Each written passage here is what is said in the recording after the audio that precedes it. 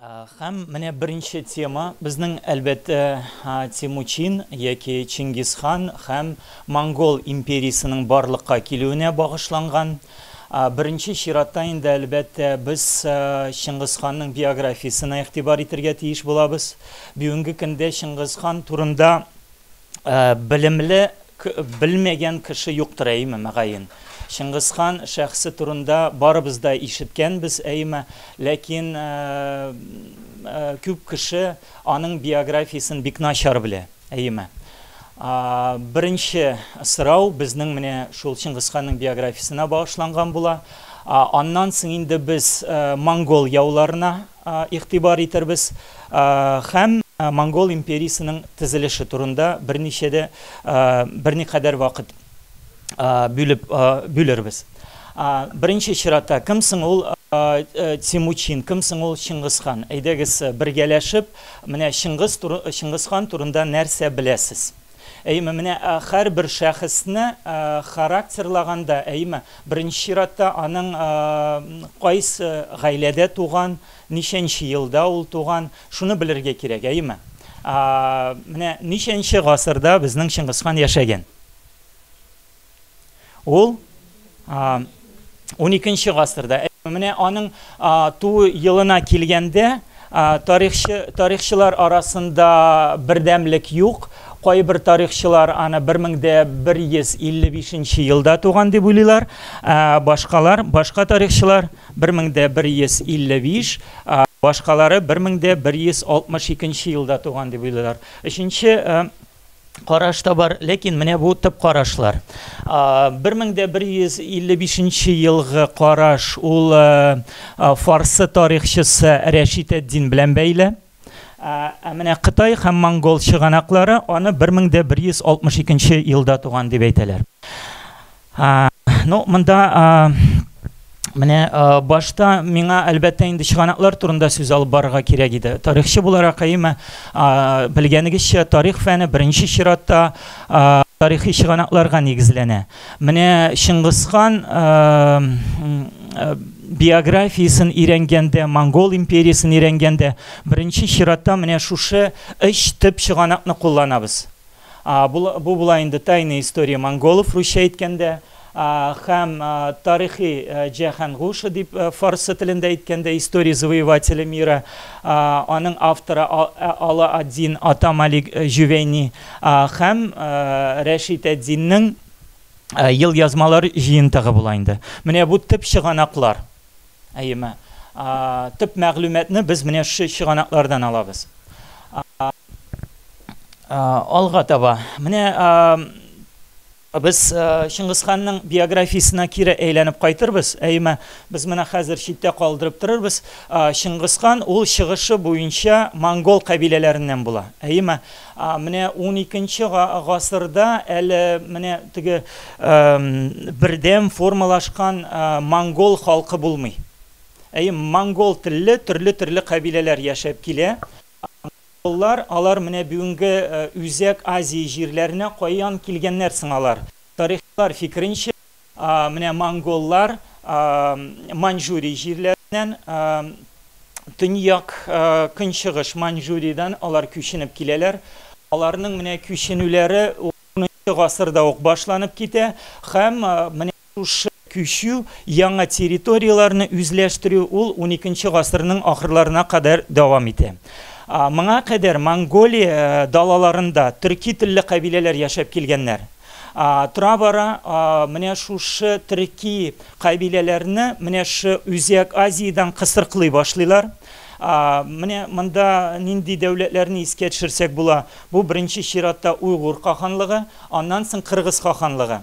Менә шушы Кыргыз ханлыгын монгол телле Кидан кабиләләре юк итәләр. 920 елда һәм менә шушы вакыттан монгол телле кабиләләр Үзәк Азия территорияларын инде тулысынча үзләштерә башлыйлар.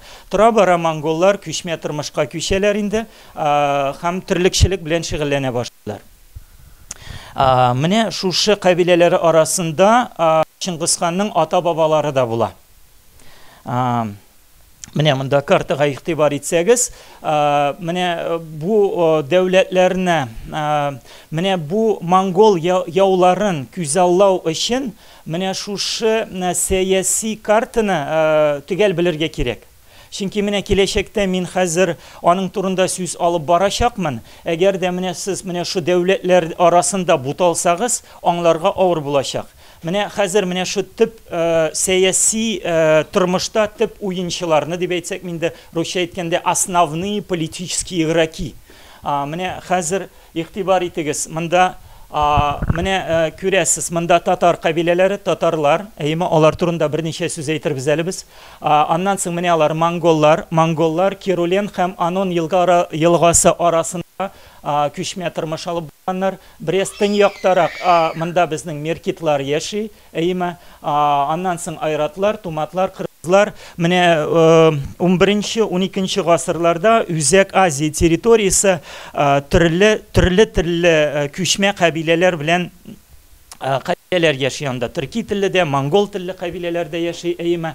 Монда менә күрәсез, аннан соң бер зур гына дәүләт, Цзинь империясе. Бу империя 12 гасырда барлыкка килә. Менә Цзиньне джурдженнар нигезли, шундый халык була, Тунгус маньчжур кабиләләре чыгышы буенча, әйме. Безнең бит Алтай телләре гаиләсе бар, әйме. Бу Алтай телләре 3 төп төркемгә бүленә. Төрки телләр, монгол телләр һәм Тунгус маньчжур телләр. Менә шу джурдженнар, алар Тунгус маньчжур телле кабиләләр булалар. Алар менә төньяк Кытай җирләрен яулап алалар. Моңа кадәр монда Кидань дәүләте була.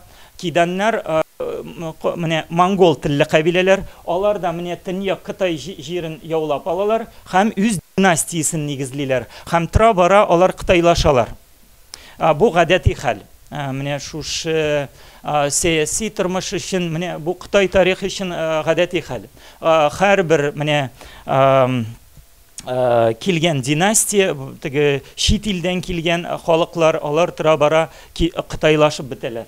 Менә башта джурдженнар, Киданнар империясын юк итәләр һәм менә төньяк Кытайда үз империяны нигезлиләр. Алар бу империяга Цзинь исемен бирәләр. Цзинь тәрҗемә итсәк алтын династия.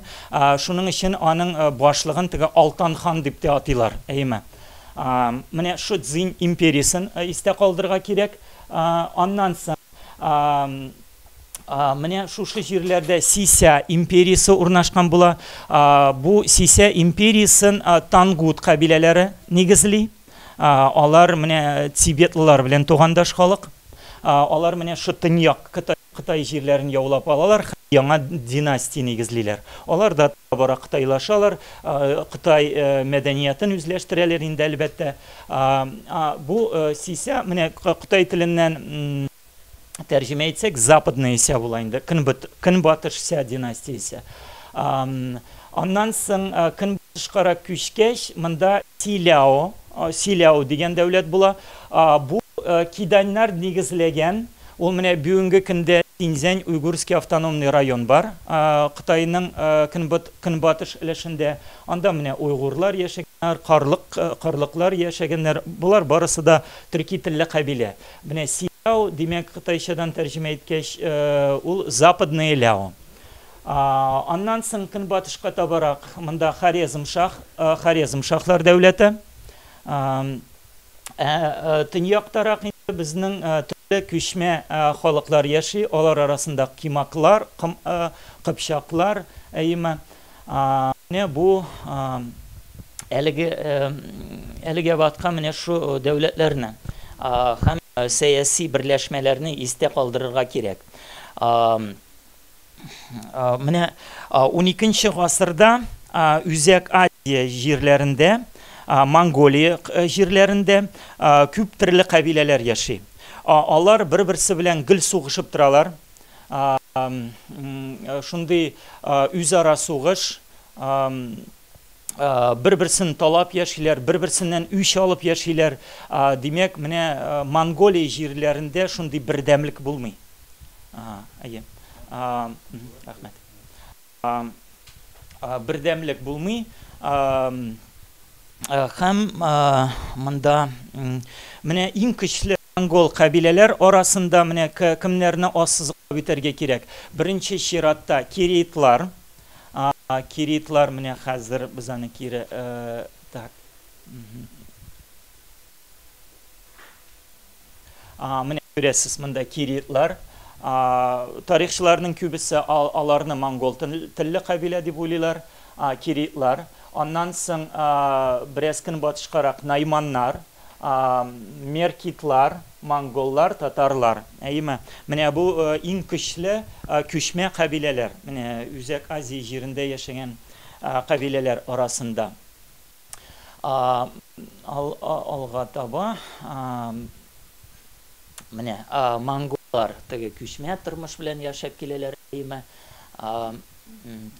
Так, кая юнәлтергә кирәк монда.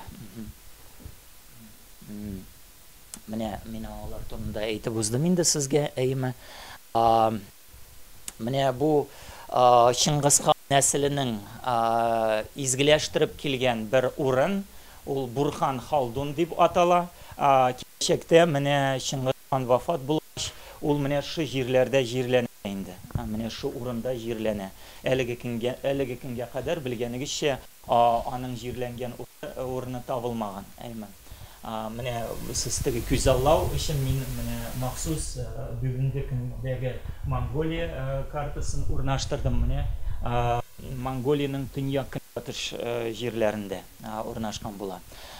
Шулай итеп, безнең Тимучин 1162 елда дөньяга килә.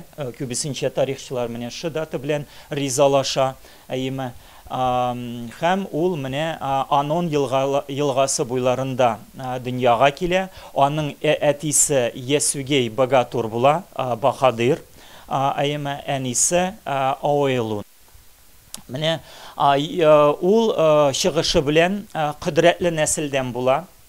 Аның ата-бабалары, аның бүгенге дәвердә, әйтик, 12-нче гасырның беренче яртысында аның атасының бабасы монгол кабиләләренең ханы була. Менә Хабул хан, ул менә барлык монгол кабиләләрен берләштерә һәм менә шундый Хамах монгол улус төзи. Монгол телендә әйткәндә шундый бер зур гына берләшмә, ләкин 11-нче гасырның урталарында ук аны татарлар һәм джурженнар яки Дзинь империясе гаскәрләре тормар итә.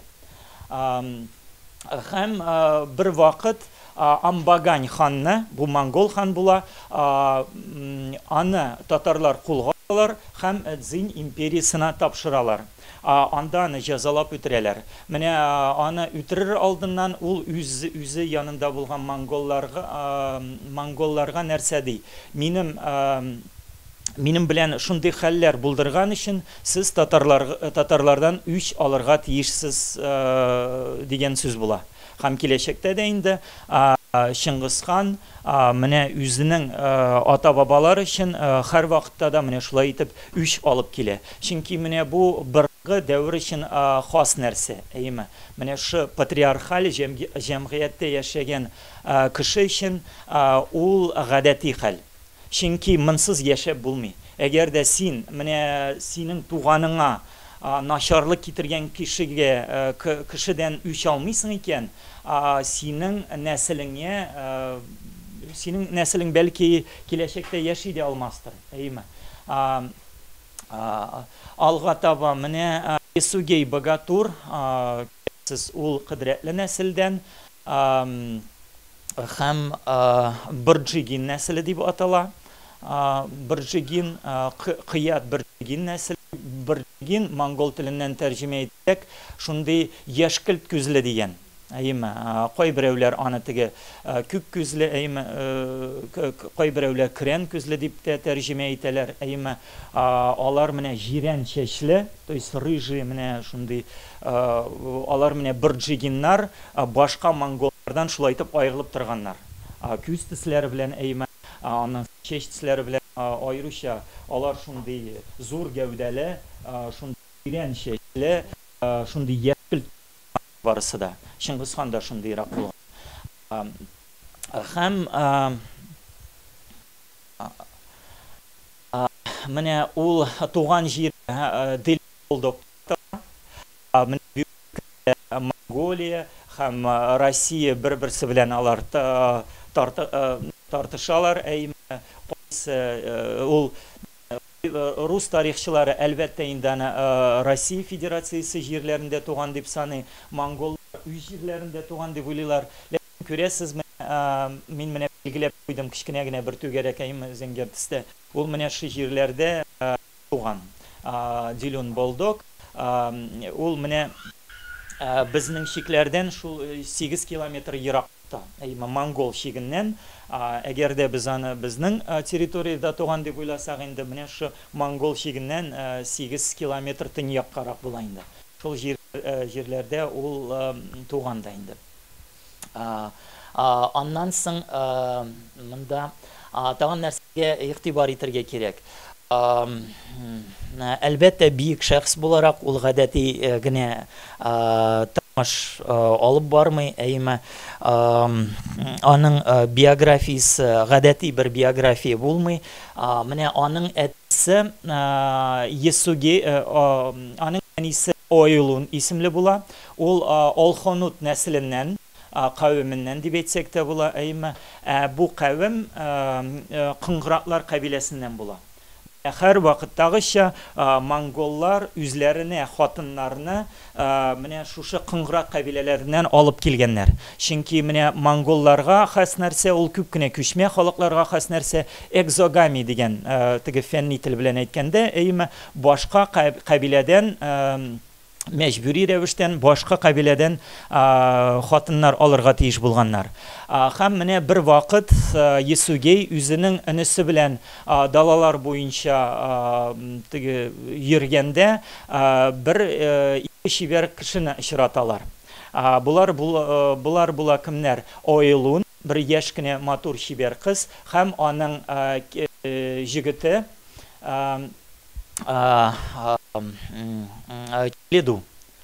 Чилиду, ул Миркит кабиләсеннән була. Һәм менә Есугей Багатур менә шу кызга күз сала. Һәм аны үз итмәкче була. Аны урлап китмәкче була. Алар бер-берсе белән сөйләшеп алалар, инде әлбәттә танышалар, һәм китеп баралар. Һәм китеп баргач, менә Есугей Багатур үзенең энесенә нәрсә ди? Бу кыз миңа бик тә ошады. Мин аны урлыйм ди. Монда энесе аның белән ризалашмаса да, чөнки бу бит чираттагы ызгышка китерәчәк, Теге кровная месть дигән нәрсә бар бит. Үч алу дигән нәрсә. Ул бит тагын бугына җитмәгән монда, Һәм ләкин ул ризалашырга мәҗбүр була абый белән. Һәм алар берникадәр вакыт узгач, әйләнеп буларны куа башлыйлар. Әлбәттә инде менә шу Ойлун, ул шундый зирәк хатын була, яшь булса да, нәрсә булганын аңлап ала. Һәм үзенең менә җегетен саклап калыр өчен, аны качырга мәҗбүр итә. Һәм ул качып китергә була инде, һәм шулай итеп Ойлун Есугейнең кулына төшә. Һәм әлбәттә ул аның үз йортына алып кайта, һәм үз хатыны итә. Ул аның беренче хатыны була, һәм киләчәктә менә шушы Ойлун Тимучинны, беренче аларның балалары ир баласы була, һәм менә шушы балага Тимучин исемен бирәләр. Ни өчен Тимучин? Чөнки менә Есугей Багатур уңышлы гына татарлар белән сугышып килә. Һәм менә шушы бала туган елны, туган вакытны ул үз йортына кулга алынган татар ханын алып кайта. Һәм менә шу ханның исеме Тимучин була. Һәм чөнки менә бу заманнарда душманнарны да һәр вакытта ихтирам иткәннәр. Әлбәттә инде бу батыр шундый ни душман булса, аны ихтирам итеп торганнар. Ләкин шуңа карамастан да аны җәзалап битергәннәр инде, әлбәттә. Бу табигый хәл, То есть я своего врага очень уважаю, да? Шулай итеп аның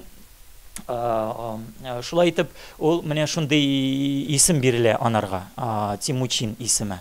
Димәк, Тимучин тимерче, Әйме Тимир сүзеннән Тимур бүгенге көндә инде билгеле факт инде сезгә әйме Тимур яки железо тимерче булып чыга инде. Тимучинның яшь чаклары гадәти була, әллә ни аерылып тормый, теге бәхетле балачак дип әйтсәк тә була. 9 яшь тулгач аны Есугей Богатур аңа кәләш табырга уйлый, аны илендермәкче була. Монда ничек дип кичкенә яшьтән үк аңа килен табып куймакчы була. Демәк, үз баласының киләчәген алдан ук уйлап куярга кирәк була. Таралган хәл, һәм менә үз улы белән, улы баласы белән алханутлар янына китә. Ул теге әнисенең кавеменнән алмакчы була, үзенә килен, һәм менә шу алханутларга барган вакытта кемне очрата? Үзенең дустын очрата. Дайсыченны очрата. Ул менә алар бергәләп кайчандыр теге сугышканнар, аннан соң менә шу сугыш кан кыйгыч сугыш вакытларында алар бер-берсенә вәгъдә биргәннәр. Әгәр дә синдә улың туса, миндә кыз туса, без аларны илендерәбез дигән шундый вәгъдә биргәннәр бер-берсенә. Менә шулай итеп алар очрашалар, һәм әлбәттә Дайсычен сорый, кая юл тотасың? Әлбәттә инде алар бергәләп утырып ял итәләр дип әйтсәк була.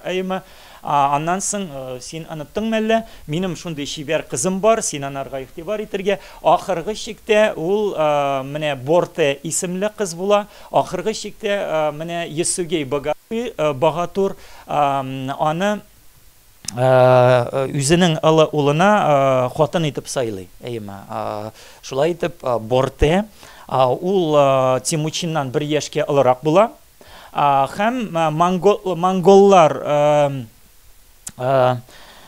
гадәтләре буенча ул үзенең улын менә ш Дайсычен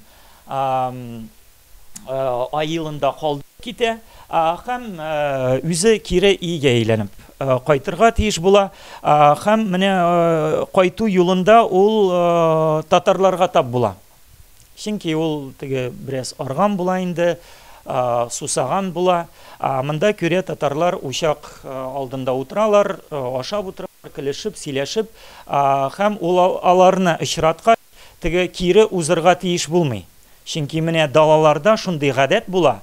Әгәр дә син менә учак алдында утыра торган кешеләрне күрсәң, син алар янына килеп, алар белән исәнләшеп, белән алар белән теге үзеңнең ризыгыңны урталашып, шул китергә тиеш буласың. Ул аларны очрата, һәм алар янына килә. Әлбәттә инде татарлар танып алалар бу Есугей Богатурны. Һәм ахыргы чиктә ул аларда ашап ичеп китә, һәм берничә көннән өйгә кайткач аның хәле авыраеп китә. Һәм ул аның фикеренчә, һәм аның якыннары фикеренчә, бәлки аны татарлар агулаган дигән дип уйлыйлар. Һәм ул үлер алдыннан улын чакыртып ала, Тимучин өйгә кайта, һәм ул шулай итеп үзенең улыннан теге үч алырга кушып калдыра инде, әлбәттә. Шулай итеп Есугей Богатур вафат була. Менә әтисенең үлеменнән соң Тимучин тормышы бик тә кискен рәвештә авырлаша. Аңа күп кенә авырлыклар аша үтәргә кирәк була. Һәм менә шушы авырлыклар аны чыныктыра да инде. Бәлки ул шундый авырлыклар аша үтмәсә, Чингисхан булмас иде. Менә аның үлүе белән Есугей Богатурның якыннары аны ташлап китә. Әлбәттә Ойлунга бу хәл ошамый, ул аларны туктатмакчы була, ләкин уңышсыз. алар бөтен милкен алып, башка җирләргә күченеп китәләр. Шулай итеп, Есугей Баатурның хатыннары далада мал милкетсез ялгыз калалар. Ләкин менә Ойлун ул бик тә көчле кеше була, әйеме? Һәм алар менә ничек дип теге тамырлар ашап, әйеме, менә әлбәттә инде балалар теге ауга җиргәннәр, балыкта тотканнар, бу монгол өчен бигрәк тә начар нәрсә. Балык ите ашау, балык ашау, ул кемнәр түбән сетелгән кеше генә шулай балык ашый ала. Чөнки монголлар балык тотып шөгыльләнмәгәннәр, әйме? Алар өчен теге менә тотып ашарлык ит булмаса, алар аны ризык дип санамаганнар. Ул барлык күчмәннәргә хас нәрсә. Шундый авырлыклар шартларында яшәргә туры килгән, ләкин менә берникадәр вакыт узгач, аның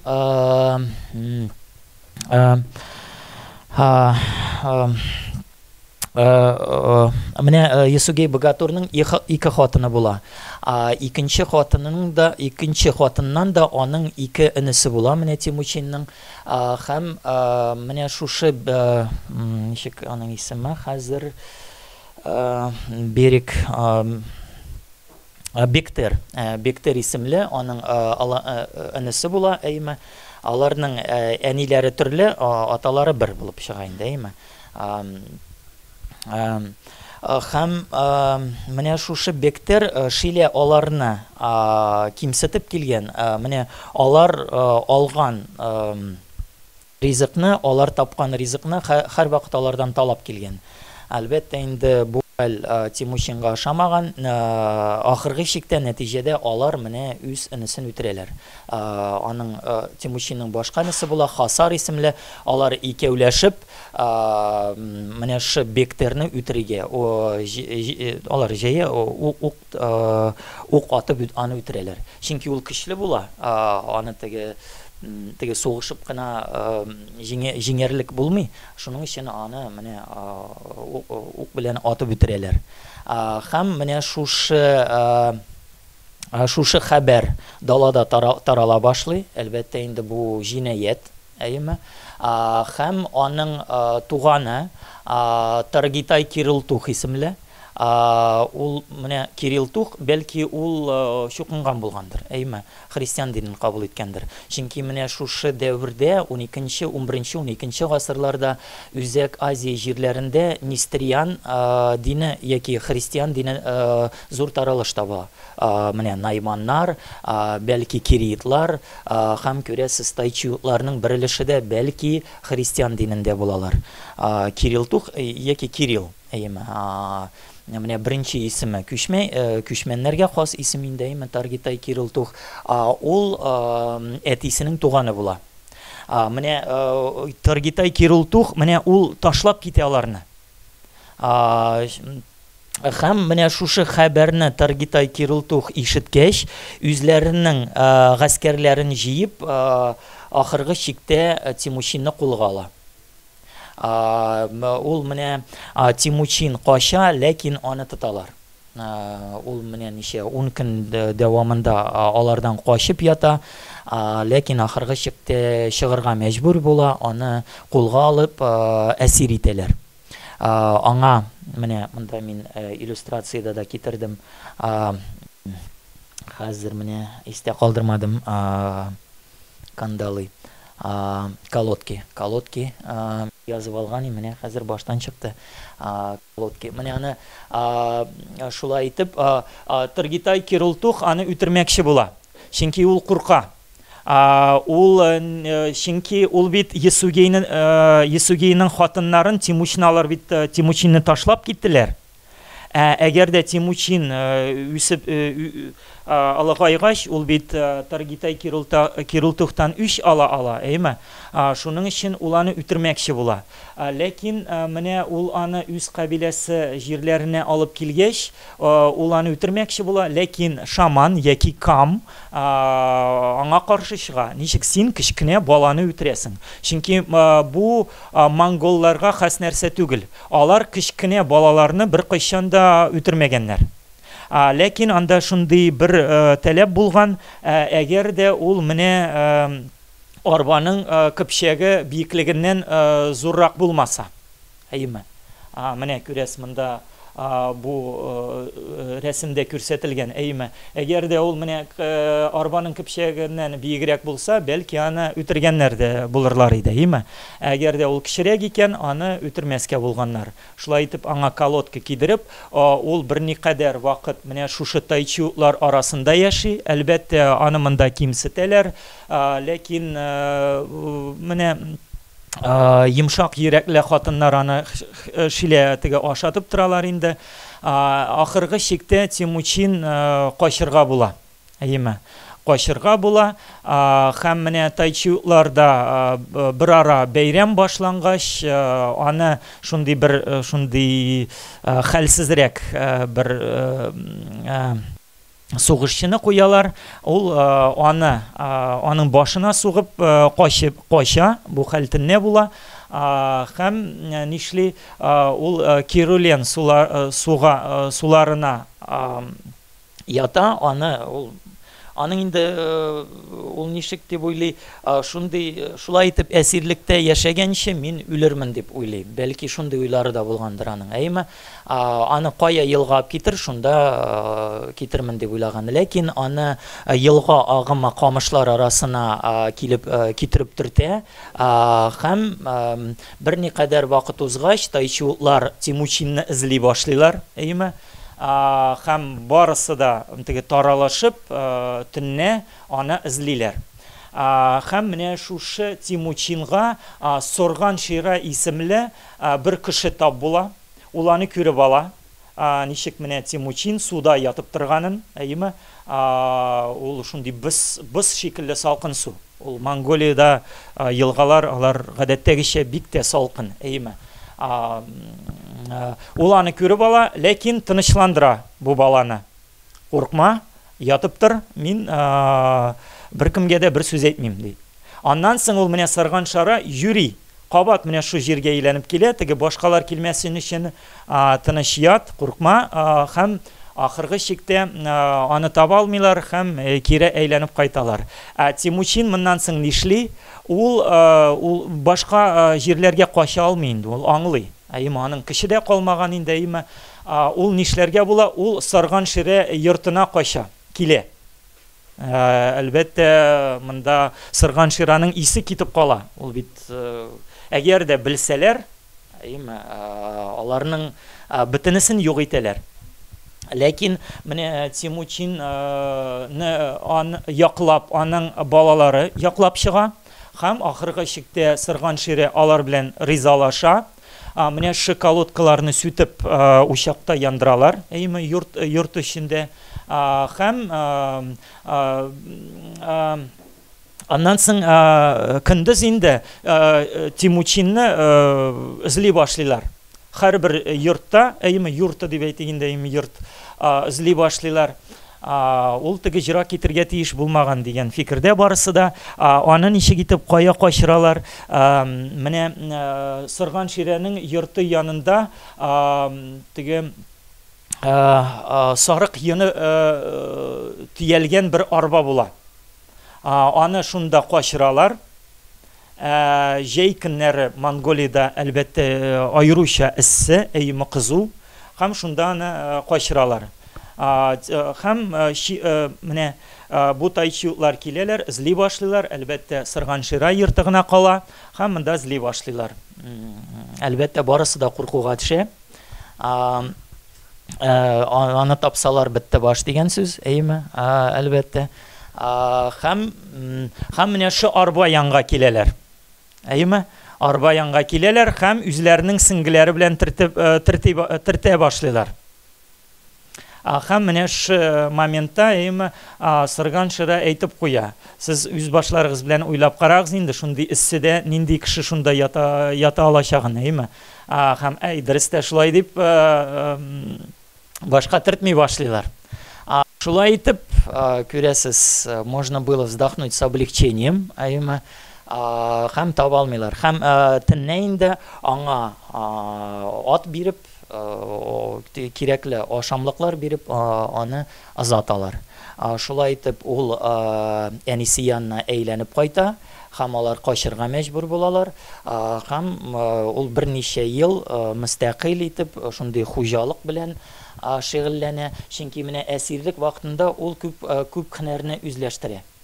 Ул чөнки аны бит бушка гына ашатмаганнар, әлбәттә ул анда эшләргә тиеш булган, ул төрле һөнәрләрне үзләштерә. Һәм менә шушы әнисе янына әйләнеп кайткач, ул үзенең энәләре белән алар бергәләшеп эшлиләр, теге ук ясый башлыйлар, тора-бара аларны саталар, аларның кичкенә генә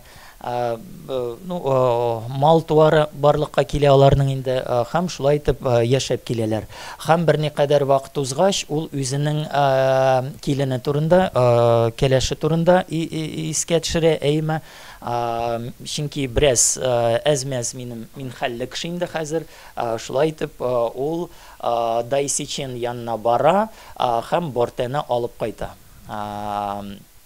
Һәм Борте шулай итеп бергәләшеп яши башлыйлар. Борте белән менә күрәсез, мин монда бераз кыскартырга тиешмен, аның биографиясе турында күп сөйләп була. Һәм менә ахыргы чиктә ул нишли? Ул Торил хан янына бара. Әйләнеп кайткач, менә хатыны белән әйләнеп кайткач, ул Торил Кирит ханы була, бу иң көчле, менә шушы монгол далаларында иң көчле ханның берсе була бу. Һәм ул менә Торил янга килеп, аңа буйсына. Һәм аңа шундый кыш тун бүләк итә, кыш саболье. Мин үземдә карап алдым, кыш саболье шуба. Чөнки бу тунны аңа Бортеның әнисе бүләк итә. Приданый формасында. Һәм менә Борте күрәсез, бу тунда җиргә насыйп булмый. Ул бу тунны менә Торил ханга бүләк итеп бирә. Аннан соң Торил хан Тимучинны таный. Ул аны яклый башлый. Ни өчен? Чөнки алар әтисе белән бергәләп сугышканнар. Исугей Баатур белән алар теге анда булганнар, теге побратимы, русча әйткәндә. Менә Исугей Баһадир үз вакытында Торилга бик тә булышкан. Менә Торилның хакимиятен торгызуга да булышкан. Һәм шуны истә тотып, Торил хан Тимучинга булышлык итәргә була. Һәм күрәсез, тора-бара Тимучинның хәле нормальләшә башлый, җайлана тора-бара. Һәм ләкин берникадәр вакыт узгач, аларга меркитлар һөҗүм итәләр. Мин сезгә әйтеп үттем инде, монгол далалары шундый сугышчан кабиләләр яшәп килгән, алар бер-берсе белән талашып торганнар, һәм меркитләр һөҗүм итәләр. Тимучин гаиләсенә. Тимучин үзе качып өлгерә, ләкин аның хатыны Борте кулга эләгә. Борте һәм әтисенең икенче хатыны кулга эләгәләр. Һәм бу меркитларның үче була да инде. Аннан соң менә шушы Бортены Чилидуның туганына хатын итеп бирәләр. Менә теге үч алу максаты белән, чөнки ул бит аның әтисе аялынны урлап киткән иде, Күрәсез, әтисенең хаталары өчен улларына да теге түләргә кирәк була. Һәм ул Бортены урлап киткәч, Тимучин хатынын кайтармакчы була. Һәм нишли ул беренче чиратта Туарилга мөрәҗәгать итә, аннан соң Джамуха исемле аның бер дусты була. Ул да шундый бер көчле, билгеле шәхес. Һәм алар аңа булышырга ризалашалар. Әлбәттә инде аларның үз максатлары була, чөнки менә кабилә ара көрәш бара. Монда теге меркитларга каршы чыккач, алар көчсезләнә, әлбәттә Кирит ханы киресенчә көчәя. Һәм алар менә шушы меркитларга һөҗүм итәләр, һәм Бортены кайтары алалар. Ләкин менә Борте әйләнеп кайткач, әйләнеп кайту белән ул бала таба. Ир бала таба, һәм аның исеме Джучи була. Джучи. Аны кайбер тарихчылар теге көтелмәгән кунак дип тәрҗемә итәләр. Һәм менә шушы хәл киләчәктә бөтен Джучи нәселенә шундый ис сала. Чөнки менә аның туганнары һәр вакытта да Джучига шикләнеп карый. Бу Чингисханның улымы, яки ул менә теге меркитларның улымы дип. Менә шундый киләчәктә бит Джучи улысы барлыкка килә, Алтын Урда яки Алтын Урда дип әйтсәк, һәм менә шушы нәсел менә шушы олы улыннан барлыкка килә дә инде. Ләкин Чингисхан менә Тимучин бер кайчанда менә шушы шикне белдерми. Чөнки ул һәр вакыттагыча үзенең олы хатынын хөрмәт итеп килгән. Менә аның энеләре Чагатай, Үгәдәй, Тулуй, алар һәр вакытта да шикләнгәннәр, алар аңа көннәшеп килгәннәр, һәм кай вакыт бер-берсе белән дә шулай ызгышып та алганнар. Кай вакытта әтисе алдында ук, менә шулай итеп, һәм ахыргы чиктә Тимучинның абруе тора-бара арта, һәм аның янында нукерлар саны арта. Нукерлар ул теге менә хәрби кешеләр. Алар үз тормышын менә шушы сугышка багышлап, менә теге баһадирлар дип әйтсәк дә була, аның нукерлары арта, аның абруе да арта, һәм ул уңышлы гына татарлар белән сугыша.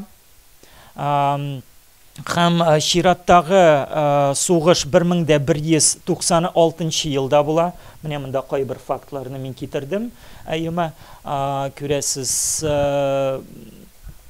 һәм 1196 елда әйтик, менә монда татарлар белән аерым слайд китергән идем.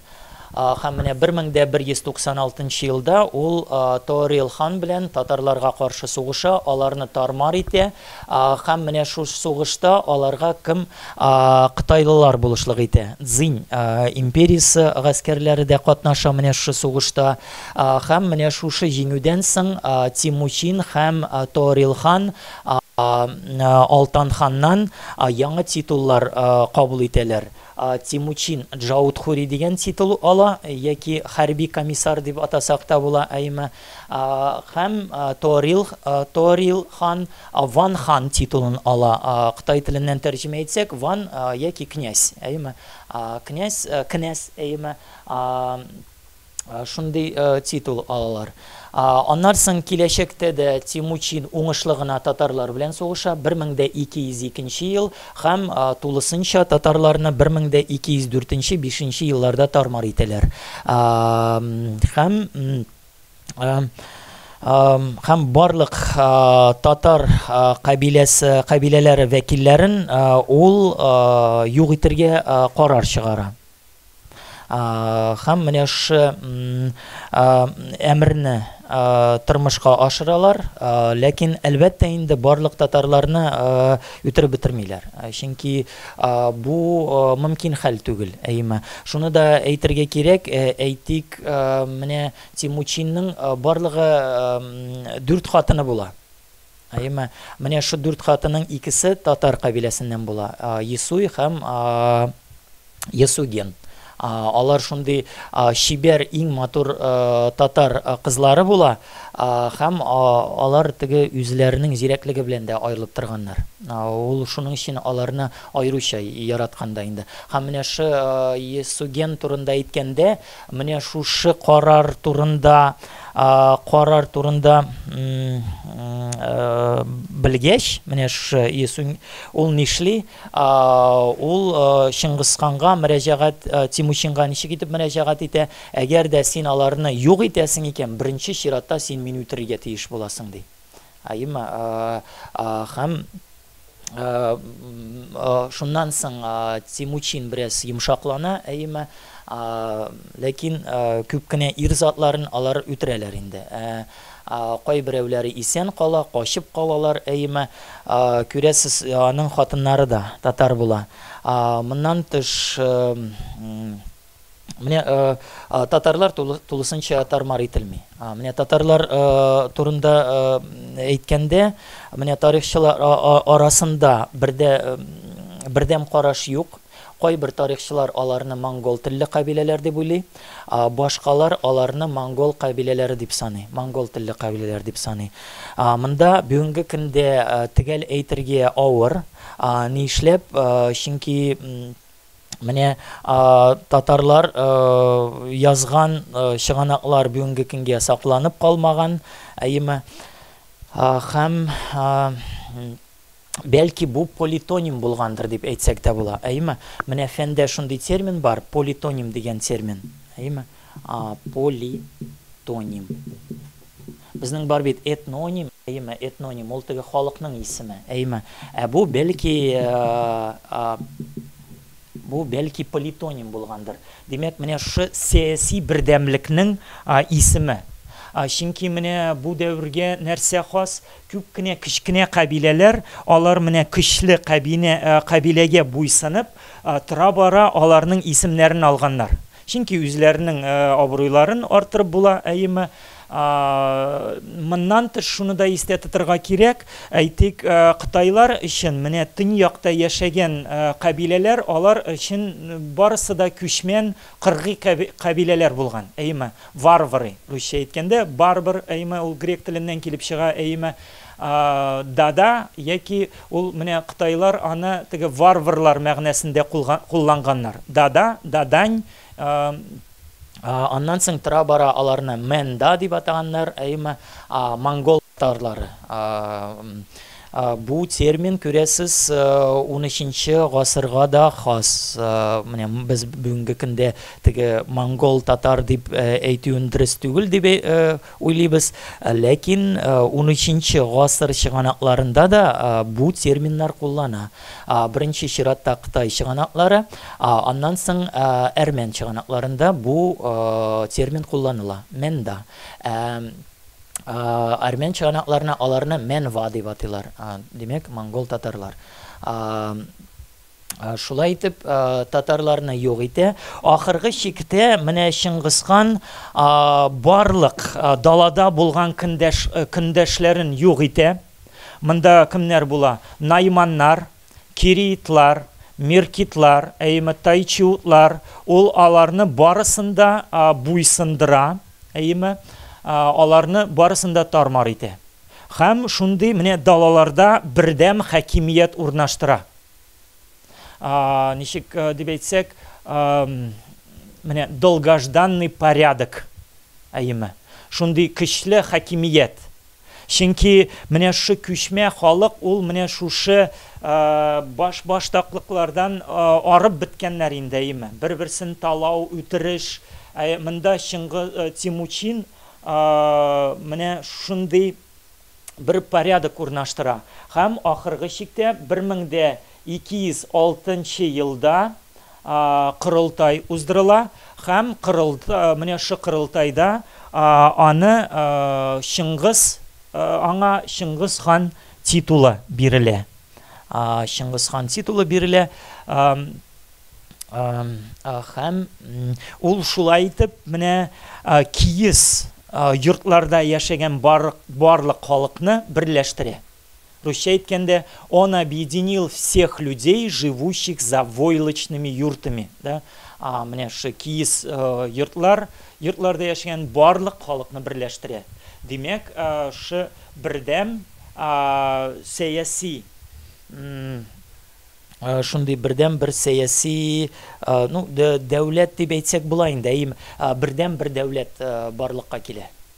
Монгол далаларында 1206 елда барлык монгол кабиләләре һәм башка кабиләләр алар менә Чингисханның үстенлеген танып киләләр. Әлбәттә инде Чингисхан реформалар үткәрә, айруча ул теге хәрби реформалар турында сүз барырга тиеш, алып барырга тиешбез. Моннан соң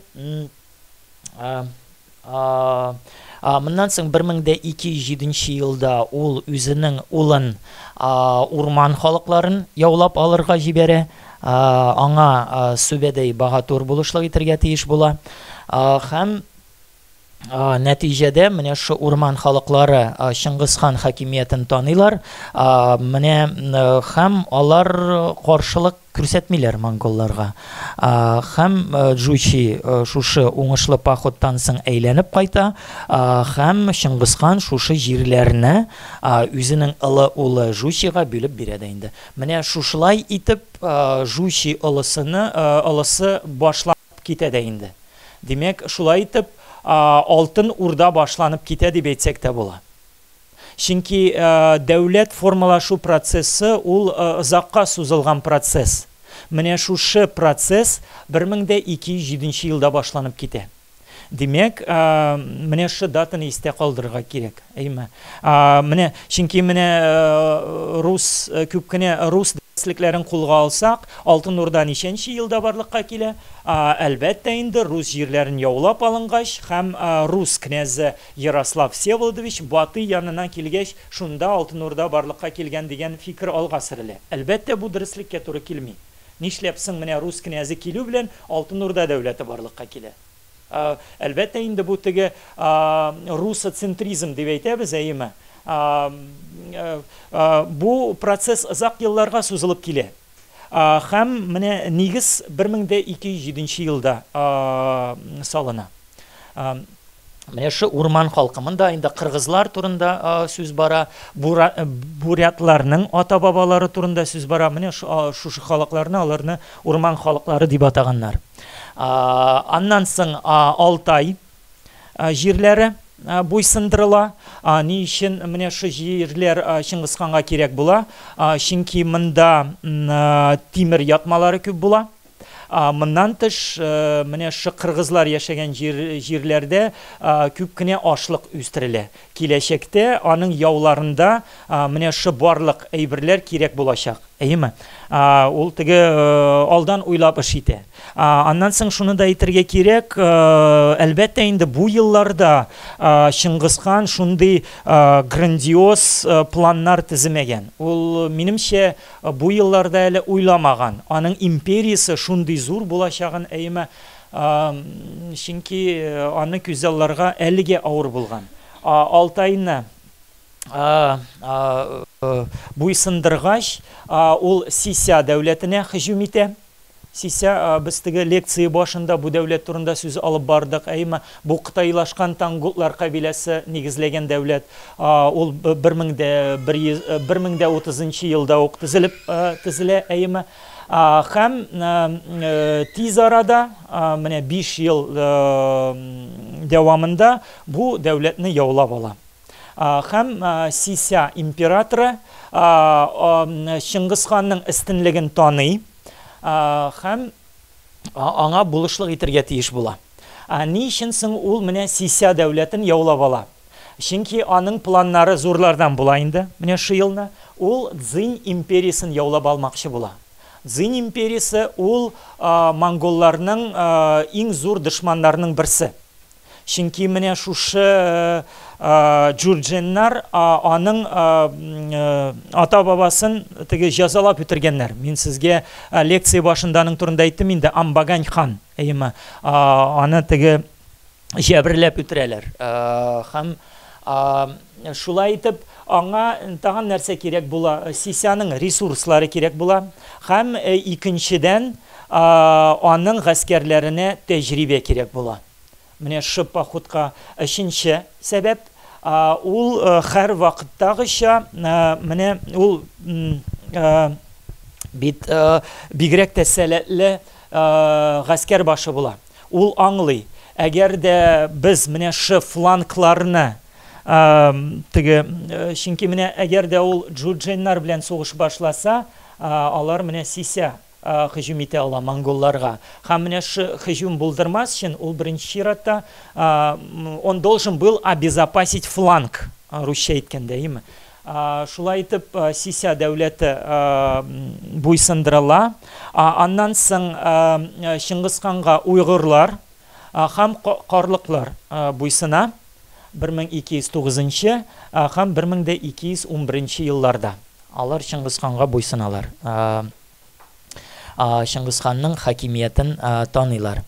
Һәм менә шушы яулардан соң 1211 елда ул кырылтай җыя, һәм бу кырылтайда нинди карар кабул ителә? Цзинь империясе белән сугышны башларга кирәклеге турында сүз бара. Ул менә һәрбер менә Чыңгызхан һәрбер сугыш алдында ул үз гаскәрләрен, үз сугышчыларын ничек дип идеологик яктан әзерләп килә. Ул теге буш талау һөҗүмнәре генә булмый. Әйеме, ул менә идеологик яктан аларны әзерләргә тиеш була. Ни өчен без алар белән сугышабыз? Талар өчен генә түгел, беренче чиратта үч алу өчен. Әйеме, менә бу төп максат. Икенче максат ул киданнарга булышу. Чөнки үз вакытында менә шы джурдженнар, алар киданнар дәүләтен юк иткәннәр, киданнар монголларга тугандаш кабилә, һәм без аларга булышлык итәргә тиешбез. Әйме, ул менә күрәсез, бүгенге көндә дә теге Америка Кушма Штатларын искә төшерегез, әйме, алар нинди идеологик формада демократияны алга сөрү, әйме, Ирак булсынмы, әйме, башка нефт белән бай җирләр булсынмы, беренче чиратта нефт турында сүз бармы инде, әлбәттә. Беренче чиратта демократияны алга сөрү. Венесуэланы әйтегәйме, бу Чыңгызхан бу яктан да менә шундый сәясәтне алып барган. Һәм ахыргы чиктә менә тиз арада дип әйтсәк тә була, бу империя яуланып алына. Аннан соң менә шуны да әйтергә кирәк, менә чагыштырма өчен Монголиядә якынча 1 миллионга якын кеше яшәп килгән. Цзинь империясында 80 миллионга якын кеше яшәгән. Күрәсез, аның ничек итеп үзеңдә ышаныч булырга кирәк. Шундый дошман белән сугыш башлау өчен. Һәм ахыргы чиктә ул уңышка ирешә. Һәм менә һәр вакыттагыча Чыңгызхан үз дошманнарын ничек итеп җиңә. Ул һәр вакыттагыча аларның каршылыкларын күз аллап, менә шы каршылыкларны күздә тотып эш итә һәр вакыттагыча. Чөнки менә һәрбер мин әйтеп узган дәүләттә әлбәттә һәрберсендә дә үз проблемалары була. Кай вакыт ул проблемаларны күпертеп тә җибәрә, әйеме, һәм менә шы империяга һөҗүм иткәндә, әлбәттә инде Цзинь империясында бу династияның абруе кытайлар арасында бигрәк түбән була. Чөнки алар ничек килемшәкләр, джурдженнар. Алар кытайлылар түгел, алар безне яулап алганнар, әйеме. Без аларга буйсынырга мәҗбүрбез. Моннан тыш ачлык, әйеме, була. Джурдженнар армиясе шундый төрле кабилә вәкилләреннән торган. Анда бердәм дисциплина дигән нәрсә булмаганда диярлек, әйеме. Һәм шуны аныклап Чыңгызхан һәр вакытта эш иткән. Ләкин беренче вакытта авырлыклар да булган. Ни өчен? Чөнки Чыңгызханнар менә теге көчле ныгытмаларны ала белмәгәннәр. Менә шу төп проблема булган. Алар киләчәктә генә менә шу Кытайлардан бу барлык технологияларны үзләштерәләр һәм киләчәктә менә шушы яуларда кулланып киләләр. Бу Кытай технологиялары булмаса, монголларда, бәлки алар шундый уңышларга ирешә алмаслар иде. Бу дәүләтләрне, чөнки менә алар теге дарыны актив рәвештә кулланганнар, әйме русча әйткәндә порохны, әйме һәм 1215 елда бу империясының башкаласы алына һәм Цзинь императоры Шыңгысханның өстенлеген танып килә һәм Цзинь империясының биләмәләре кичерәеп кала. Әйме ахыргы чиктә һәм 1215 елда Шыңгысхан үз гаскәрләрен кире Монголияга җибәрә, алар Монголияга әйләнеп кайталар. Пекинда менә шу башкалада империясын ул үзенең урынчысын, русча әйткәндә наместнигын, Мухалины калдыра. Ул Мухалины бик тә хөрмәт итә. Мухали әллә зур гаскәре булмаса да, бу дәвамлар, бу яуларны һәм дәвам итеп килә. Һәм менә сез аргансыздыр, әйме вакытта безнең тәмамланды. Бәлки менә башка илләрне яулап алу процессы, бәлки сезнең сораулар белән бармы әле безнең вакыт, әлбәттә. Ярый. Шулай итеп, Цзинь империясы яулап алынды, әйме алга таба. Күрәсез, бу хәлдән соң Шыңгысханның халык ара абруе тагын да арта. Бу бит башка сыерлык нәрсә түгел. Әйме, кыргый, күчмән, шушындый зур дәүләтне, көчле дәүләтне яулап алган.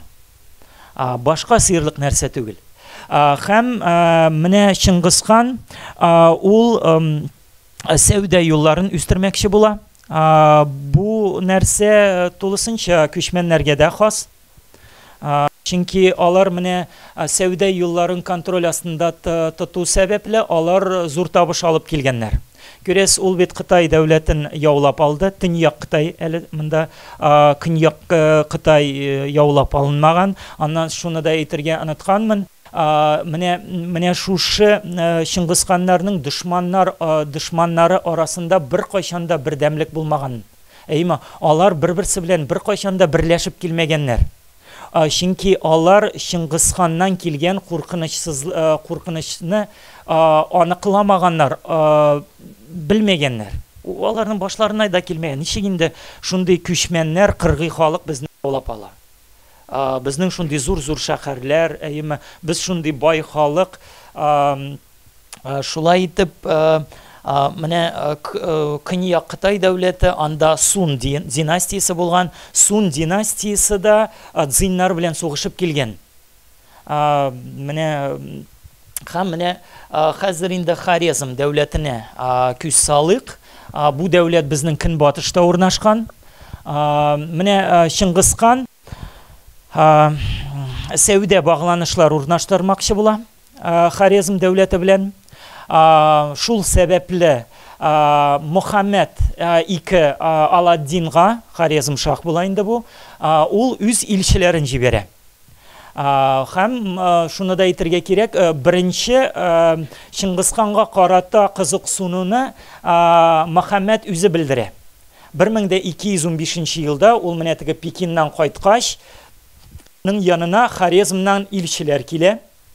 Әйме, Шыңгысхан белән танышалар һәм җавап итеп 1218 елда Шыңгысхан үз илчеләрен Хорезм шах янына җибәрә. Һәм менә шу илчеләрнең башлыгы булып Махмуд Ялавач була. Чөнки менә Махмуд Ялавач турында әйткәндә, менә Шыңгысханның уңышларының сәбәпләренең берсе ул булдыклы, сәләтле кешеләрне һәр вакытта куллану, дөрес итеп куллану. Ул кешенең хылкын һәм психикасын аеруча яхшы аңлаган кеше. ул менә сәләтле кешене ерактан ук күреп алган. Һәм аны үз ягына һәрвакытта ача тарткан. Әйеме? Аны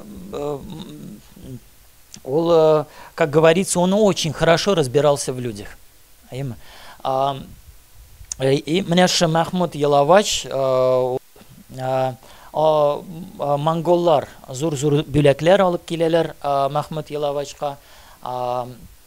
Нинди тәкъдим була? Мин Көнчыгышның хакиме, әйеме, син Көнбатышның хакиме. Без беребез белән сәүдә багланышлары урнаштырырга тиешбез дигән төп фикер булган. Менә шушы илчелекнең.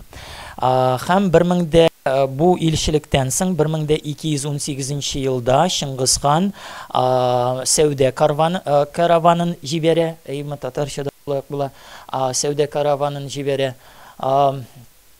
Ләкин менә шушы караван Чыңгызханның барлык сәүдәгәрләре юк ителә. Әйеме, монда безнең юк ителә. Күрәсез, әлбәттә инде ахыргы чиктә алар арасында сугыш башланып китә. Менә шушы инцидент нәтиҗәсендә, әйеме, аны русча әйткәндә Атрарский инцидент дип атыйлар. Бу ахыргы чиктә сугышка китерә. Ләкин башта Чыңгызхан сугышырга теләми. Әйеме, ул Хорезмшах алдында берничә таләп куя. Беренче чиратта менә шушы Атрарның урынчысын җәзага тартырга, әйеме, менә барлык гаепләрне җәзалап үтәргә тиеш була. Ләкин Хорезмшах аның белән ризалашмый. Нәтиҗәдә инде сугыш башланып китә алар арасында. Менә Хорезмшахлар белән сугыш алдыннан ул Западная Ляо дәүләтен юк итә, тармар итә. Шуннан соң гына инде 1219 хәзер бу дәүләтне юк иткәч, вот опять-таки тот же маневр, сначала обезопасить тыл. Әйеме. Шуннан соң гына ул менә Хорезмшах дәүләтенә һөҗүм итә. Хорезмшахның тактикасы үзенчәлекле була, чөнки аның киңәшчеләре аңа нинди киңәш бирә. Без Чыңгызхан гаскәрләре белән турыдан-туры сугышмыйбыз. Без менә теге зур көчле диварлар артында, ныгытмалар артында аңа каршы торырга тиеш булабыз дигән фикер була.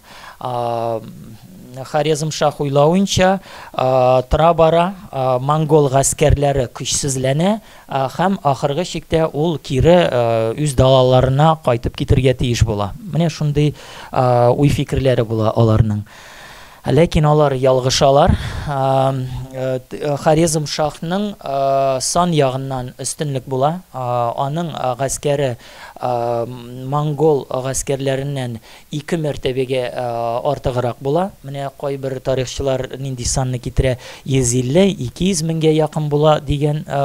Ләкин бу саннар да минемчә бераз күпертелеп бирелә.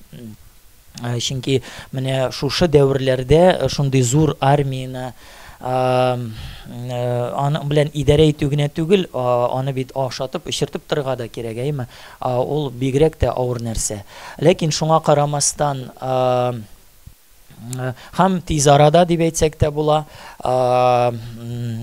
һәм 1120 елда, 19 елда башта Атрар камап алына. Атрарлылар монголлар белән ничек дип әйтим, катгый рәвештә көрәш алып баралар. Әлбәттә инде алар аңлыйлар аларның киләчәге нинди икәнлеген, әйме. Һәм 5 ай дәвамында монголлар Атрарны камап торалар һәм ахыргы чиктә аны яулап алалар һәм тулысынча юк итәләр, тармар итәләр, әйме. Аннан соң 1220 елда Бохара алына, Сәмәрканд алына.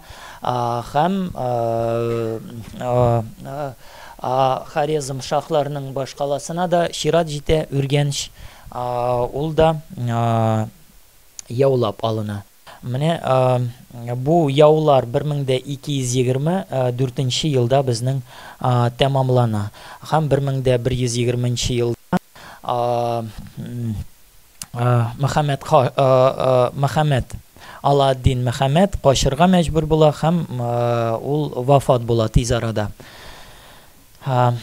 Күрәсез, менә шушы сугышта, менә шушы яуларда монголлар Кытай технологияларын актив рәвештә кулланалар. Әйме, менә монда Кытай рәсемнәре күрсәтелгән. Менә бу төсле рәсемдә инде реконструкция, әйме. Менә шәһәрләрне яулап алганда, менә шу төрле машиналарны кулланганнар.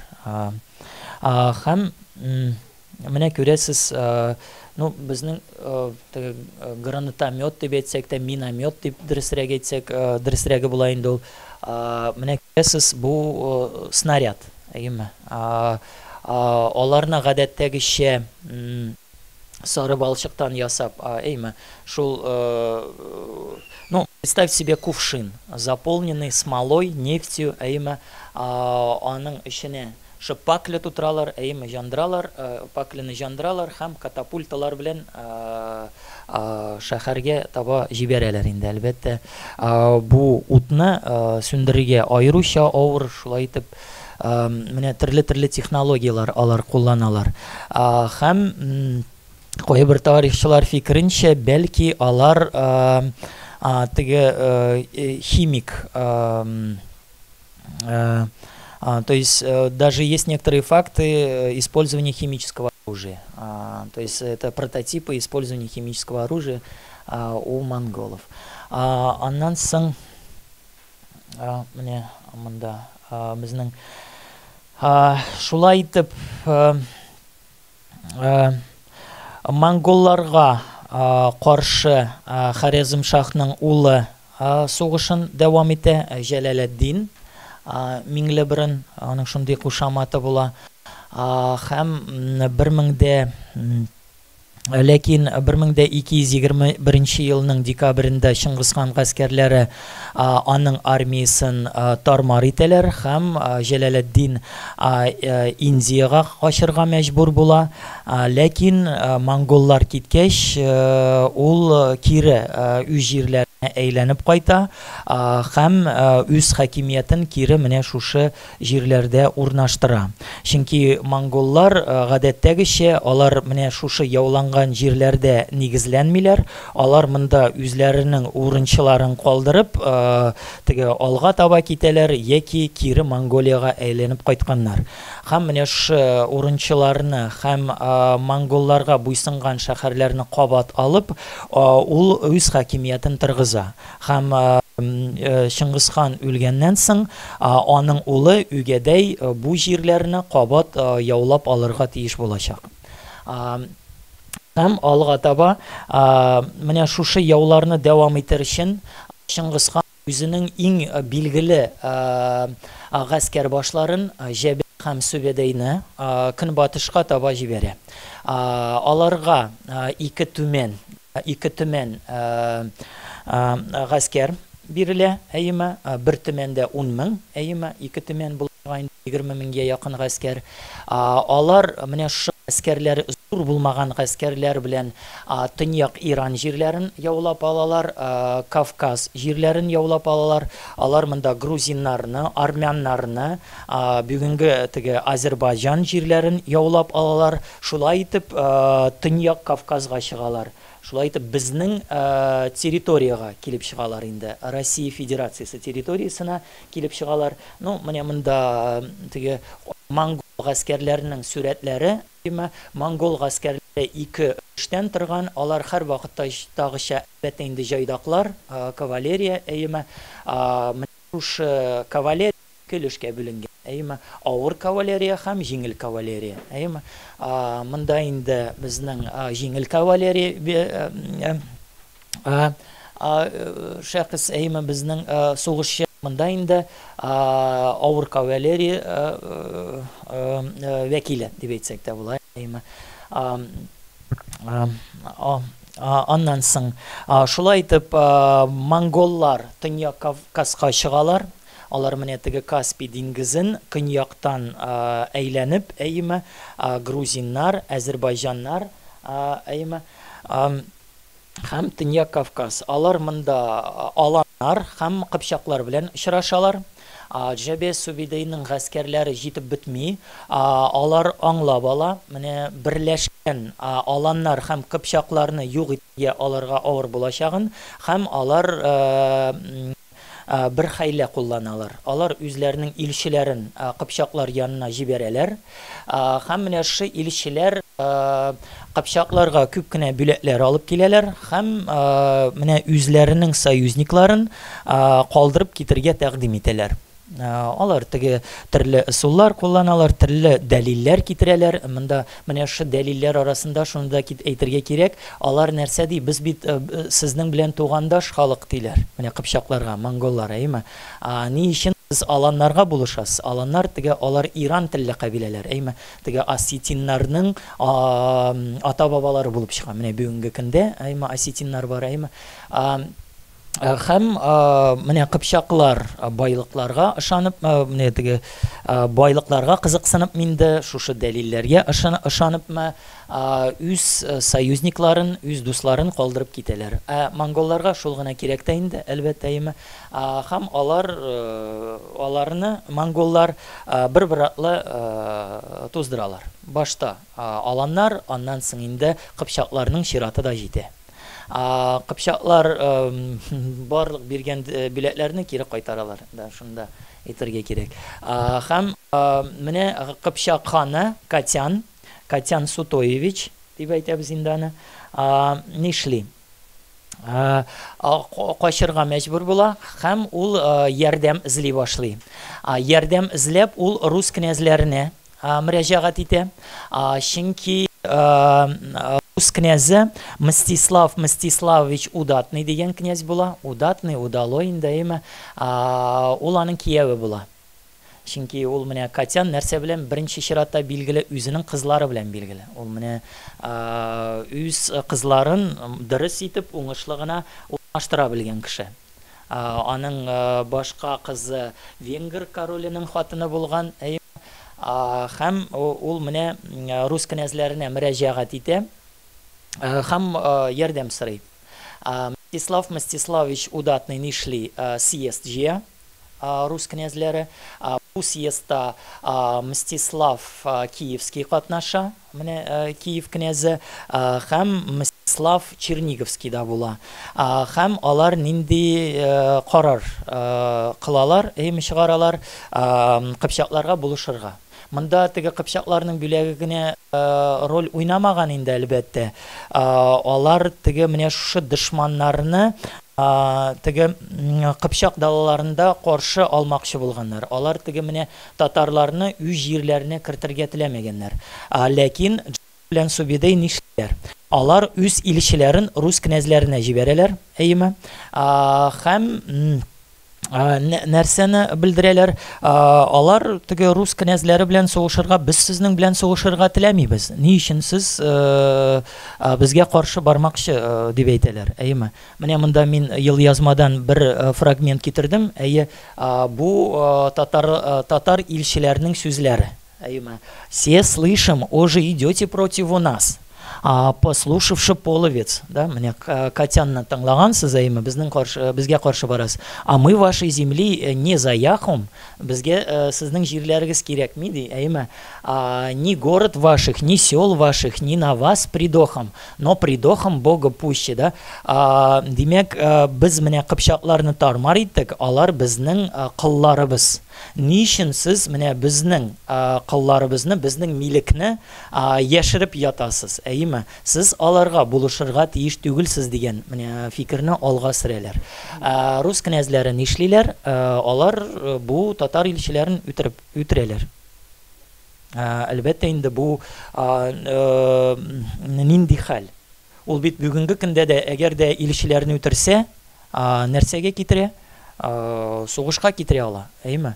Монда күрәсез рус князьләре, бәлки менә бу вакыйгалар сезгә билгеледер, бәлки монда әллә ни сөйләп тормасам да буладыр, чөнки бу рус тарихы белән инде бәйле, әйме? Алга таба безнең Калка елгасы буенда сугыш була инде, чөнки рус князьләре нишлиләр, рус князьләре сугышырга булалар, аннан соң татарлар икенче илчелек җибәрәләр.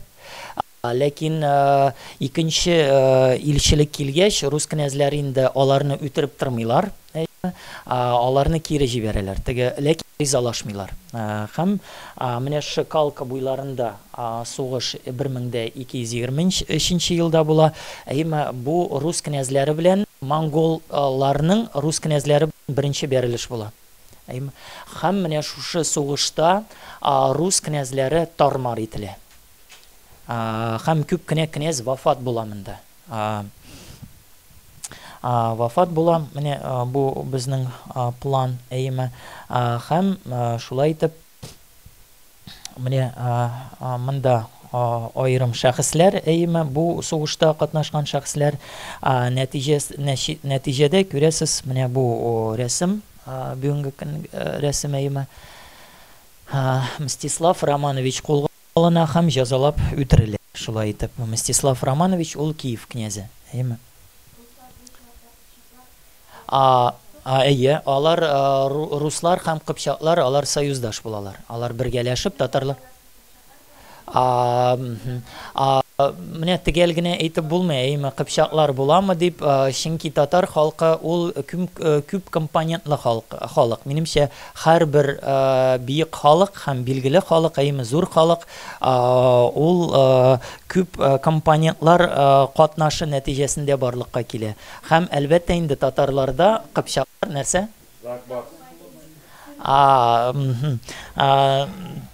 За кого болеть, бу тарих. Болеть не надо, минемчә, монда бергә генә кирәк, әйме. Чөнки ул бераз куркытып та җибәрә, әйме. За кого болеть дигәндә.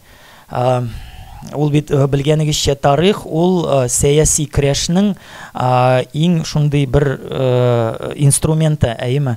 Шундый актив кулланыла торган инструменты. Ул бүгенге көндә дә алар кулланып киленә, әйме, актив рәвештә. Ләкин бу башка мәсьәлә. Теге читкә китмик. За кого болеть дигәндә монда за татар болеть инде однозначно дип әйтсәк тә була. Миннән сорыйсыз икән, шулай итеп алар тармар ителә. Моннан соң монголлар нишли, алар руслар тармар иткәч, кире әйләнеп көнчыгышка таба юл тоталар. Һәм Иделне кичеп, Иделне кичкәнче алар болгарлар белән очрашалар. Менә монда инде безнең ата-бабаларыбыз. Менә буны вот за них надо болеть однозначно. Ләкин монда да менә шундый, это спорный вопрос, әйме. Менә бу болгарлар һәм татарлар, алар безнең халыкның төп компонентлары. Менә ул бит тарих шундый каршылыклы нәрсә, әйме. Һәм шулай итеп, ләкин болгарлар аларны тармар итәләр. Бу аеруча сирәк хәл монголлар өчен. Чөнки монголлар армиясе бик сирәк җиңелгән. Менә шушы вакыйга иң зур җиңелүләрнең берсе була монголларның. Бәлки Субедайның бердән бер җиңелүедер. Чөнки Субедай Багатур ул Чыңгызханның иң билгеле гаскәр башы була. Ләкин монда монголлар алар тулысынча юк ителми. Менә монгол гаскәрләренең калдыклары кире әйләнеп Чыңгызхан янына кайталар. Бу вакытны Чыңгызхан Казакстан далаларында була, теге Иртыш елгасы буйларында. тырыш иткән була, әйме, чөнки аның гаскәрләре менә Хорезм шах дәүләтен тулысынча буйсындырып киләләр. Ул инде барлык походларда катнашмый, ул теге идарә генә итә башлый, чөнки ул зирәкле кеше була. Ул беренче елларны сугышып килгән. Әйе, ул батыр кеше булган. Ул сугышчан кеше булган. Ләкин ул Чингисхан булгач инде, как говорится, никогда не лез на рожон, как говорится, әйме. Ул теге аңлаган. Аның ул беренче чиратта идарә итәргә тиеш булган. Бу походларны оештырырга тиеш булган.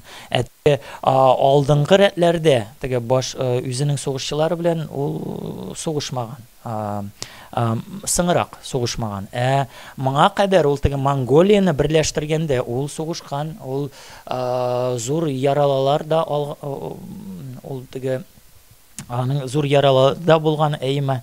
Ләкин ул исән калган һәм киләчәктә инде ул менә сугышларда әллә ни катнашмаган. Бәлки исәнлеге дә инде ул көчле кеше булса да шундый, ләкин менә шу әсирлектә яшәгән еллар бәлки үзен белдергәндер дә. Чөнки ул аның һәр вакыт аркасы авырып килгән. Бәлки ул шул теге колодкада йөрү сәбәпледер, бәлки башка сәбәпләр булгандыр, әйме.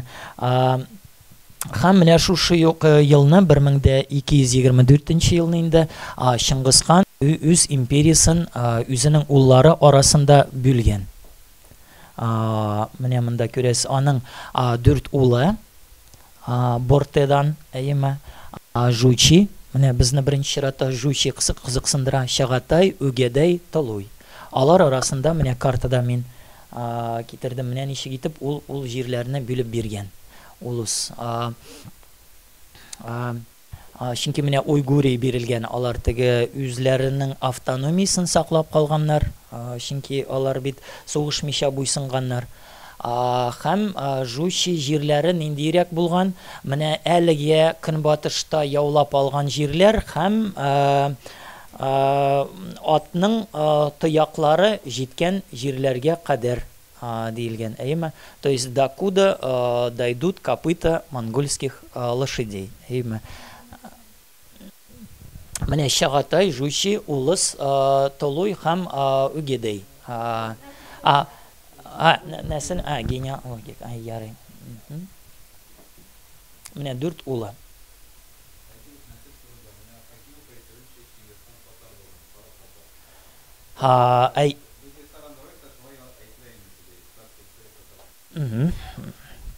Әйе, бу Кытай чыганаклары белән шулай. Чөнки менә кытайлылар бу татарларны 3 төркемгә бүлеп караганнар. Ак татарлар, кара татарлар һәм кыргый татарлар, дикий татары дип әйткән. Кыргыйлар алар теге урманнарда яшәп килгәннәр, әйме, аучылык белән шөгыльләнгәннәр. Алар да менә кыргый, кара татарлар алар теге күчмә тормыш алып барганнар. Ак татарлар алар Кытай мәдәниятенә иң якын күчмә халыклар. Бәлки теге ангутлар дип атасак та була. Монда тегәл әйтеп булмый. Монда бәлки монда бит нинди нигез тегәл төрки булган малар, монгол булган дипме тегәл генә әйтә алмыйм. Әйе. Аннан соң мин сезгә әйткәнем, бәлки бу дәврдә ул этноним булмагандыр да, әйме. Бәлки ул политоним булгандыр. Теге ул теге моның турында Рашид ад-Дин үзе әйтә.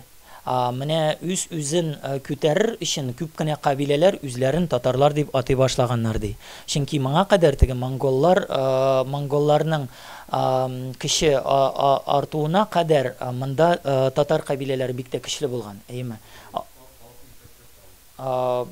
Шулай дип әйтсәк тә була.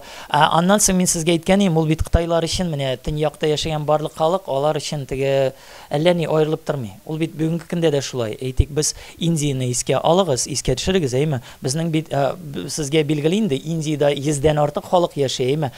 Безнең өчен алар барысы да индийцлар. Американнар өчен бәлки бөтенебез барыбыз да руслар, әйме. Кем Без Чукоткадан киләсеңме син, Татарстаннан киләсең, барысы да бер, бәлки монда Кытайлар өчен шундыйрак. Монголлар, шулык татарлар булып чыгамы? Алар кайсы кыргый татарлармы? Кара, хәзерге монголлар. Хәзерге менә кара татардан, менә шул Кытай классификациясе белән алып барган кара татарлар. Ләкин без менә монда әйтергә авыр. Минем уйлавымча, бүгенге татар халкында менә шушы Үзәк Азиядан килгән компания бар. Монда аны әйтергә авыр. Әйтәм бит, ул бит Кытай классификациясе. Бәлки ул менә урта Үзәк Азияда менә һәм менә шушы халык аны шулай итеп күзалламаган. Мин кара татар дип. Әйме, аны бит теге Кытайлар гына шулай итеп атаганнар. Әйме. Мин үземне ничек итеп күзаллаган? Мин Меркит, мин Тайчут. Әйме, нәселеннән. Син кем дигәндә, алар теге мин монгол дип әйтмәгәннәр. Әйме. Син кайсы кавемнән, син кайсы нәселдән, менә шу беренче чиратта булган. Чөнки анда теге милли үзаң булмаган урта гасырларда. Алар менә шундый категориялар белән эш итмәгәннәр. Алар менә теге аларның рух. Кайсы рухтан син? Әйме, кем синең атаң, бабаң? Һәм монда төрки телле кабиләләрдә булган монголлар да, һәм бәлки бәлки менә үзе Чингисхан да бәлки төрки телендә белгәндер. Әйме, ул ике телле булгандыр. Шундый фикер күп кенә тарихчыларда бар. Шул исәптә чит ил тарихчылары уйлавынча ул ике телне белгән. Төрки теленә һәм монгол телен. Ул бит менә үз дәүләтен төзегәндә уйгурлар аңа ул уйгурлар булышлыгына уйгурларга мөрәҗәгать иткән һәр вакытта аңа булышып килгәннәр. Уйгурлар аның улларының укытучылары булган. Әйме, язмачылык уйгурлардан килгән. Һәм менә теге монгольское письмо, монгол язмасы, ул чын мәгънәдә уйгурлар язмасы. Алар төркиләр инде. Күп кенә дәүләт эшлеклеләре уйгурлар булган. Һәм ул монда менә шундый бернинди шундый каршылык булмаган минемчә теге ничектер. Чөнки милли үзаң булмаган дәврдә. Алар башкача дөньяга караш булган. Ул монда гел борты алы ихтирам иткән бердән бер хатыны. Әйме. Аннан соң ул Есун һәм Есунке белән аларны хатын итеп алгач, ул бик тә үз хатыныннан курка. Ул теге үзеннәренең якын дусларын чакыра. Ул әйтә, кем бортыга мин яңа хатыннар алдым дип әйтәчәк ди. Һәм җәлмә әйтә, мин Кытай белән сугышам ди, меркитларга каршы барам ди, ләкин бортыга бу хәбәрне җиткермим ди. Һәм ахыргы чиктә шушы гаскәр башчыларының берсе ул хәбәрне җиткерә, әлбәттә борты кызып китә. Әйме, мин үз-үземә кул салам, бу нинди хәл? Күп хатынлык дип әйтикме, ул күчмәннәргә хас нәрсә. Күрәсез, ул ияләшкән, чөнки күп еллар дәвамында Чингисхан башка хатын алмаган. Ә монда ике татар кызы, әйме. Һәм ул менә шу зирәк кеше аны тынычландыра, әйме. Һәм аннан соң инде ул аларны теге пычаклап каршы ала. Инде ул теге хатыннарын алып кайткач, ул бераз тынычлана. Ләкин менә шушы варислары итеп менә бортыдан гына була. Башкаларыннан алар варислар булмый. Әйме. Монда гел борты. Шул яраткан хатын. Бик зур рәхмәт. Безнең әле нәтиҗәләр белән дәресләр дәвам итәчәк. Хатынлыкта тарих дәвам итә. Шуңа күрә моны белән bir sıra olan kaldı. Ak Tatarlar bilirsiz ne bu Kultegin Tatarlarından kilgen Tatarlar. Onlar ne bu halk kaçınarak biter. Шыңғысхан вакытындамы, әллә әзрәк соңрак алар турында? Менә кайчан аларның сәяси роле һәм менә шушы регионда аларның тоткан роле әлбәттә Шыңгысхан дәврендә юк ителә. Бөтенләй. Менә шушы татарларның күбесен бәлки ул физик яктан юк итә. Әлбәттә татар балалары кала, аның кайбер әлбәттә хатыннар, күбесе юк ителә. Һәм исән калганнары барысы да монгол гаскәрләренә кертелә. Чөнки бу Шыңгысханның төп принцибы була. Халыкны, дәүләтне яулап алдың, мондагы ресурсларны, шул исәптә кеше ресурсларын киләчәктәге яуларда актив рәвештә кулланырга. Татарларның иң беренче итеп Бу моның турында Вильгельм Рубрук яза. Ни өчен без монголларны татарлар дип атыйбыз? Чөнки Шыңгысхан әмере буенча ул татарларны иң авыр участокларга, иң куркыныч участокларга куйган. Ни өчен? Чөнки ул алар теге буйсынган халык, аларны жәл түгел, һәр вакыт үч турында уйлый. Менә шулай итеп ләкин көнбатышта монголлар татар исеме астында билгеле була. Менә шулай әлбәттә менә ничектер тарих шулай итеп килеп чыга. Менә шушы исем монголларга ничектер тагылып, сакланып кала. Аеруча Алтын Урдада бу хәл була. Һәм менә шушы исем безнең җирләрдә 19-нчы гасыр, 20-нчы гасыр башларына кадәр хас була. Сез беләсез инде, теге Азәрбайҗаннарны да, теге татарлар атап йөрткәннәр, теге Минусинский татары дисәк, хакаслар бүгенге көндә. Хакаслар үз атамалары татарлар дип, алар да үзләрен татарлар дип атыйлар. Һәм менә шушы исем, бу исемнең таралышы, ул аерым тема, чөнки аның этимологиясы турында да сүз алып барып була. Ләкин минем уйлавымча, татарларның кайбер кабиләләре менә шушы Идел буйларына күченеп килә. Һәм менә шулай итеп таралыш таба. Монда беренче чиратта бу көнбатыш авторларының һәм көнбатышта яшәгән халыкның, кешеләрнең ничек дип алар иң мөһим роль уйнаганнар. Кайвакыт Мухали әйтик, менә Кытайның урынчысы, ул үзен татар дип атарга атавын кулай күргән. Ул үзен монгол дип атамаган. Мухали, ул битеге Пекинда калдырдылар бит аны. Ул үзен татар дип атаган. Монда чөнки менә 13-нчы гасыр башында монгол исеме әле ул ничектер төпләнеп бетмәгән. Чөнки менә теге ничектер монгол үз аңы формалашып бетмәгән. Менә бу татар исеме, ул ничектер исеменең шлейфы дип әйтик, шулай сакланып калган һәм берникадәр ул көчлерәк тә булган. Монголлар әлегә тегәл, менә монголның үз исеме, үз аңы тегәл формалашып бетмәү сәбәпле татарлар исеме бәлки истинлек алгандыр да. Ләкин менә 14-нче гасырга кадәр алар үзләрен Мугал дип, монгол дип атаганнар. Менә шулай итеп була. Шулайрак җавап бирелә. Кошканнар, алар кошканнар. Кайсы менә алар теге башка кабиләләргә, затлы кешеләргә хезмәт итә башлаганнар инде әлбәттә. Анда бит теге наённар булган. Наённарның көче нәрсәдән гыйбарәт булган?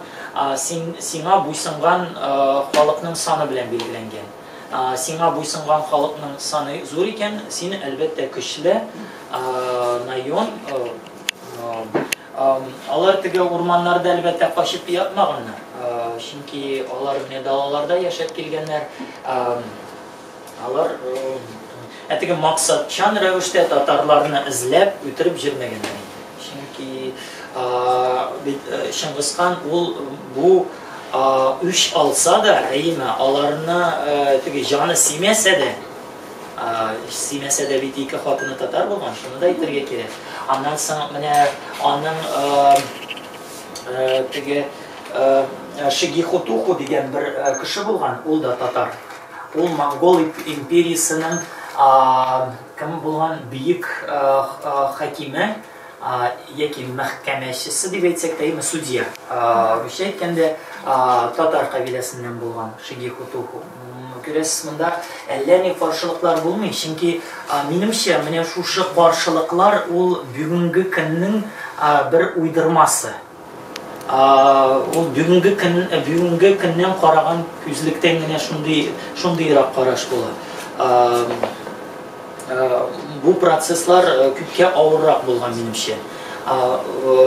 Һәм алар менә шулай ачып тора бара, алар үзләренең исемнәрен дә югалтканнар. Һәм сез уйлап карагыз инде, әйтик, мин татар булсам, теге Кушма штатларына ул бүгенге көн белән чагыштырырга да авыр, әйме. Менә мин бер үзем нинди булса да башка милләт арасына керсәм, әйме. Чөнки тора бара бит инде мин үз телемдә әзрәк аралаша башлыйм, әйме. Бәлки икенче буында, өченче буында мин юкка да чыгам инде. Халык юкка чыга, әйме, шулай. Шулайрак.